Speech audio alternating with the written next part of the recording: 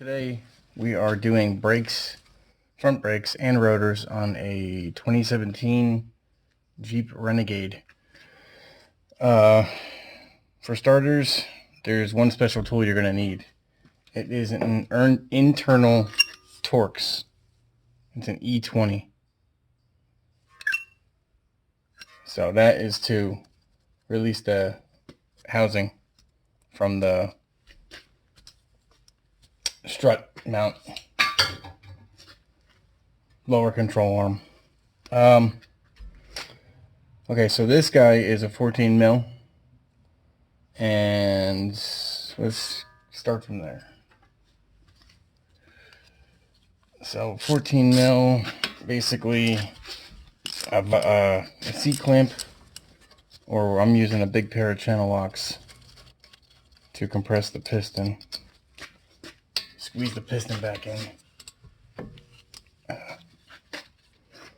just had this at the dealership because I didn't think that needing new front brakes at 30,000 miles was a normal thing, but apparently to them it's a-okay. I'm doing good, the guy tells me. And yeah, okay. I'm not doing good. My Fusion went 90,000 miles before it needed front brakes, but I'm doing good. Anyway, so you're going to take a piece of wire or a tie wrap, hook it on the spring, and then you can hang your caliper so that you don't accidentally knock it off the top and put stress on that rubber hose. So just hook it up like this.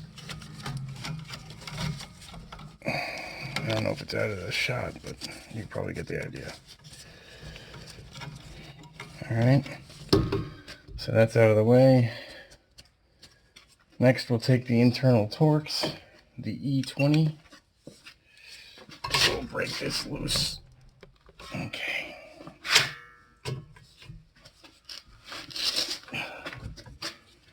You're also going to need a 5mm Allen wrench for the rotor. There's one screw holding it on.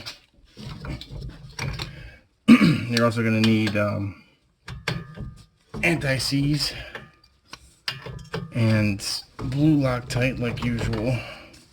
If you've seen any of my other brake videos, that's typically what I use.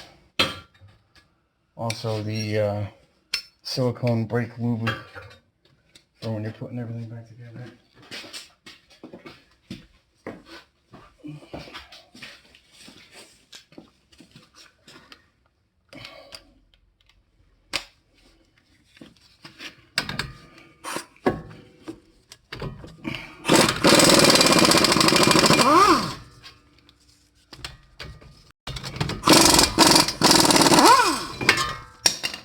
Try not to drop it. Okay. Those are the bolts you're going to be putting the Loctite back on with. So these aren't horrible, I guess, again, for 30,000 miles. But the reason I brought it in was for the other side. Oh, man. That's the inside pad. Still, it's not real good. And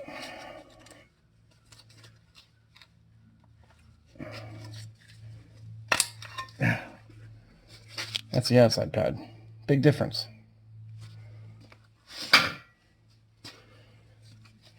So,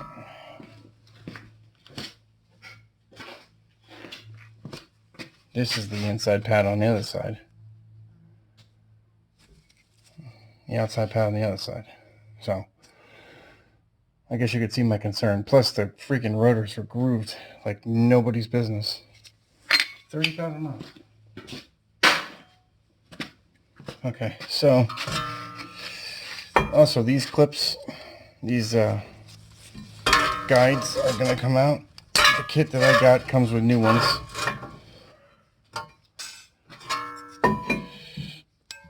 I went through Advanced Auto. I'll put a link in the description to the for the pads and rotors.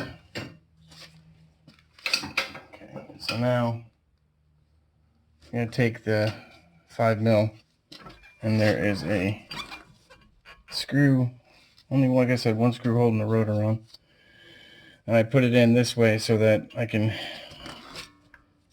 hit it or use the channel locks to help me break it free, because it's quite tight. Oh, that one was better than the other side.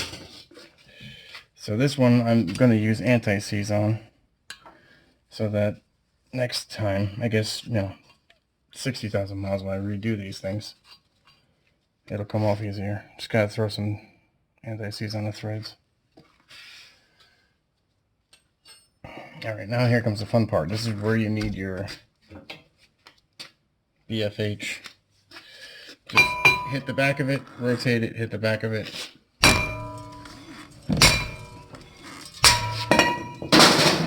That's it.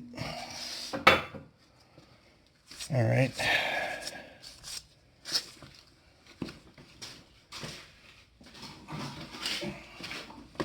A little bit of brake clean.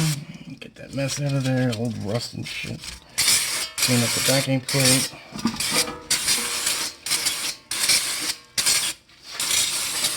Alright. Now the new rotor.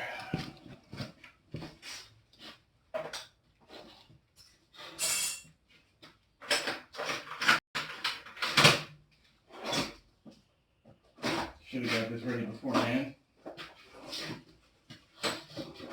Okay. Here's the new guy.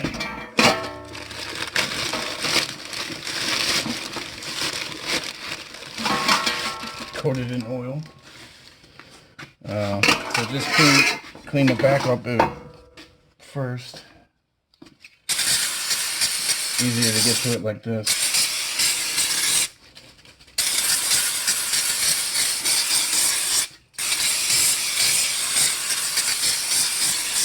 Now obviously you could just use a drain pan.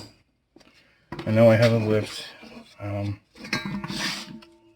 Use a drain pan in your driveway to take care of that. Clean that rotor off.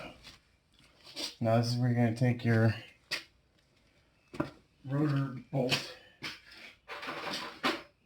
and the anti-seize, silver, because you don't need, well, you could use the copper, I guess. It is a high heat area. That's it, just a little guy.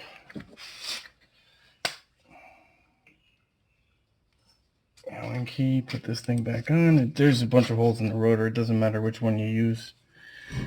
Well, yes, it does matter which one. Don't use the hole that the lug stud goes through, which is another thing that aggravates me about these things. I can't stand those studs. Alright. That's it. You don't need to kill it. Okay. Brake clean again. Clean the front off.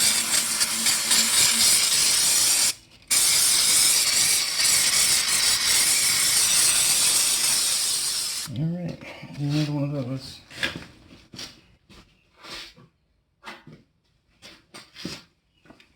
Yeah, whenever you go and do brakes, get plenty of brake clean.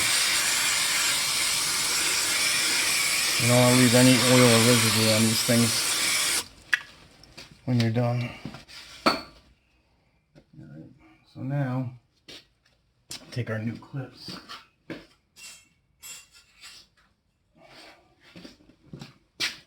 Put them on. Actually, no. Cancel that. We're going to take care of the sliders next. You're just going to hold back the boot and pull the slider out, and just take notice of where the rubber piece is on the slider.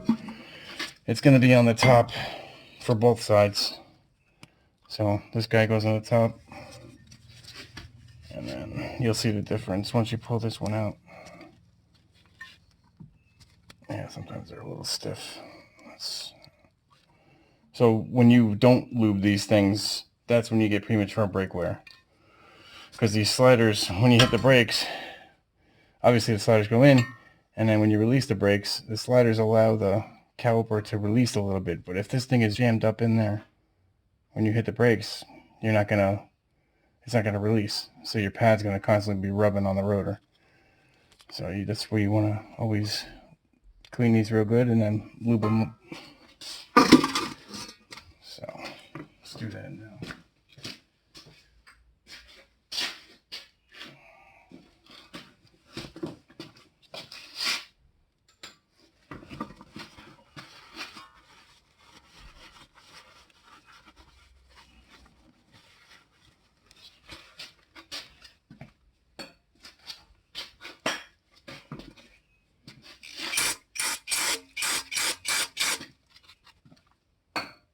Don't be shy with that brake clean.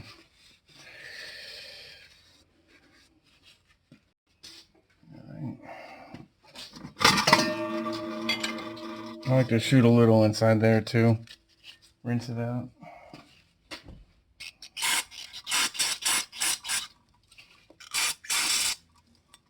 Let me try.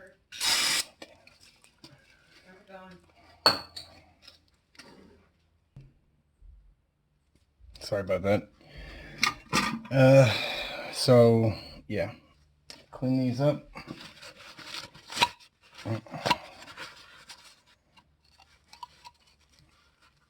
Try and get as much crap out of there as possible.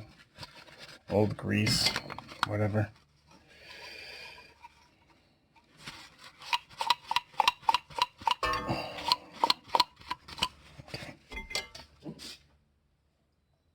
Alright, let me take this guy. Let's throw a little in there.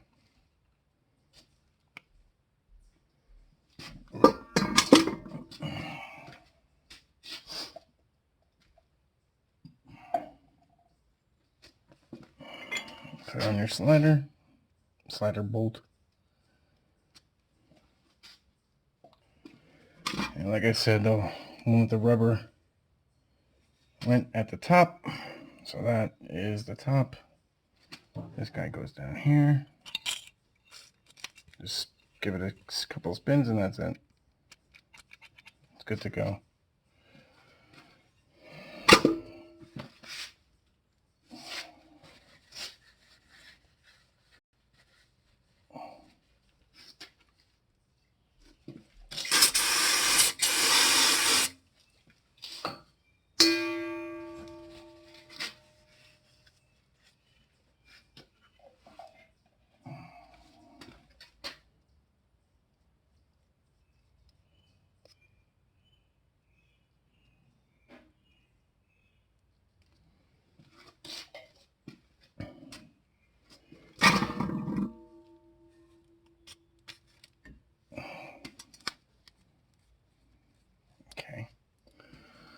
Now, sorry about that.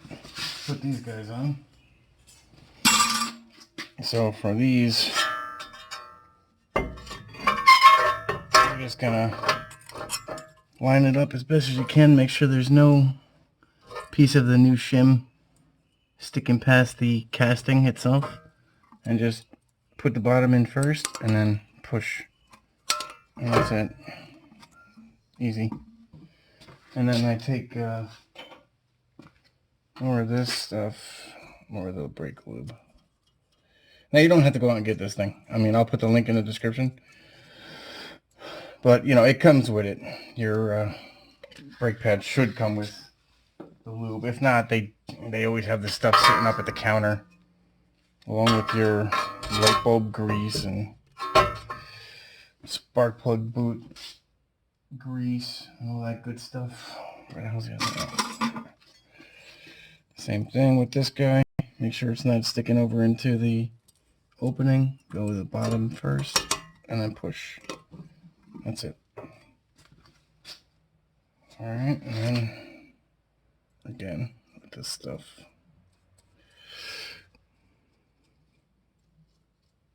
Okay.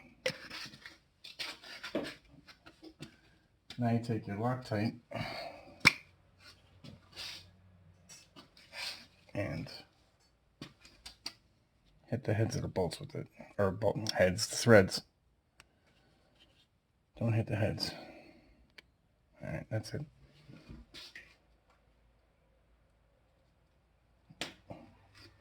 The blue Loctite, not the red. The red would be extremely difficult to remove down the line. The blue is removable, or easier to remove.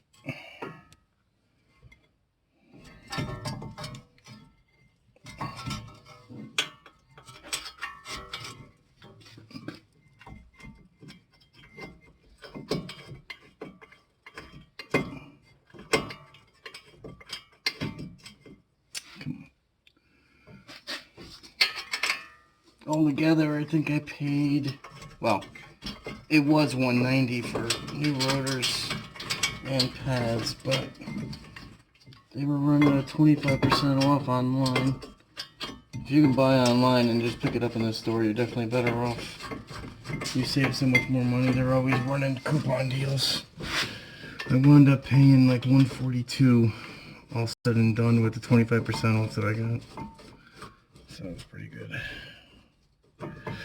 Although I still am a little heated about the brakes. I think the dealer should be doing it, but that's just me, I guess.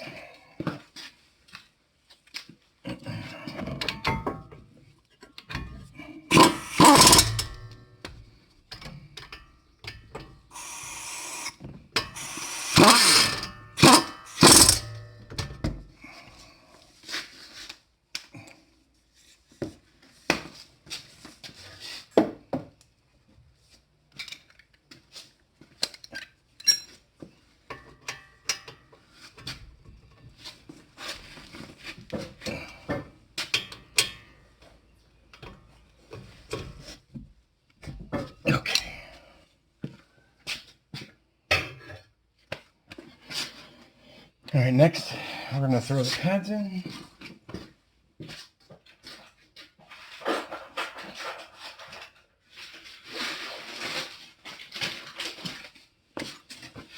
Yeah. Big difference, a little bit more meat there. The one with the squealer goes on the inside.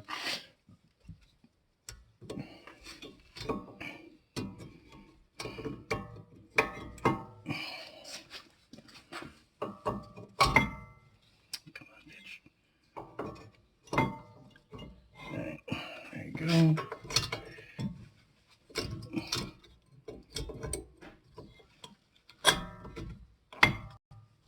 Okay. Oh, forgot to squeeze the caliper.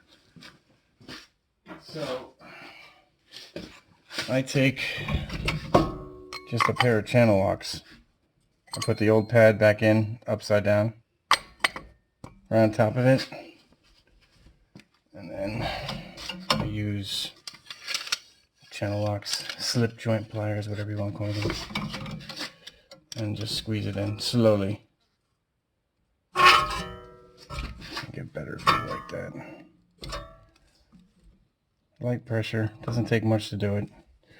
You can use a C-clamp too, obviously, but just do it slowly so you won't squeeze it out of the master cylinder.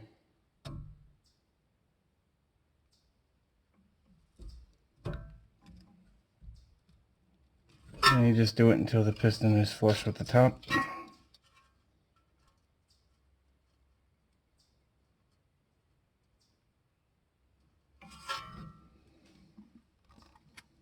And you'll feel it when you're there, you'll know.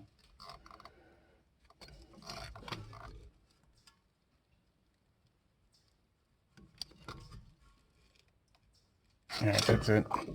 So that's what it's supposed to look like.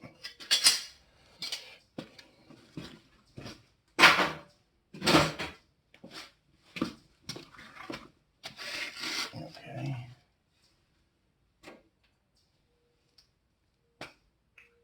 Take your caliper bolts, a little bit on there. Don't want them coming loose.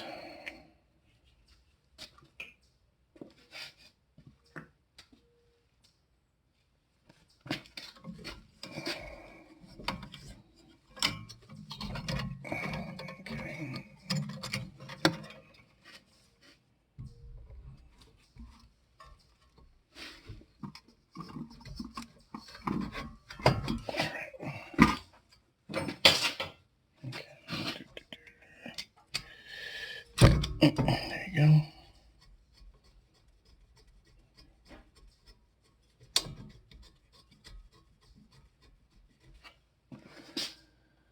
Top one by hand first, just so you can move it around and get the bottom one.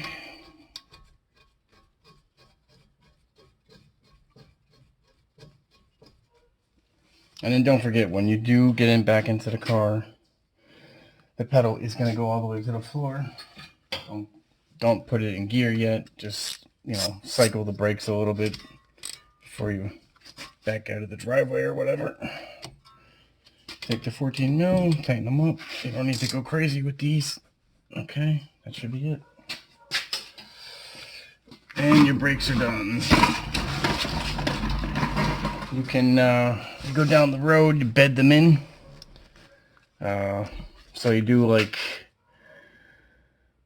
I guess 4 or 5 stops from 50 miles an hour to 30. Just like, not extremely aggressive, but pretty good. Just make sure you got nobody. Do it on a road that's not well traveled. Hit the brakes about 5 times, 50 to 30. Speed up. And when you come to a light or a stop sign or whatever, try not to hold your foot on the brakes. Like, try and roll. Well, don't roll through it. I'm not telling you to break the law, but just try not to keep your foot on the brakes after you do those stops, because you'll get something that's called disc thickness variation. Basically, it's like a warped rotor. But what happens is when the rotors get hot and you rest on the brake, if they're hot, you leave like imprints from the pads on the rotors. So over time, if you keep doing that, you'll get that vibration in the pad. That's not necessarily a warped rotor, but it could be, pad residue on the rotor, on a hot rotor. So just try and avoid it. All right. Have a good one. Enjoy. Have fun. I'll talk to you later. Bye.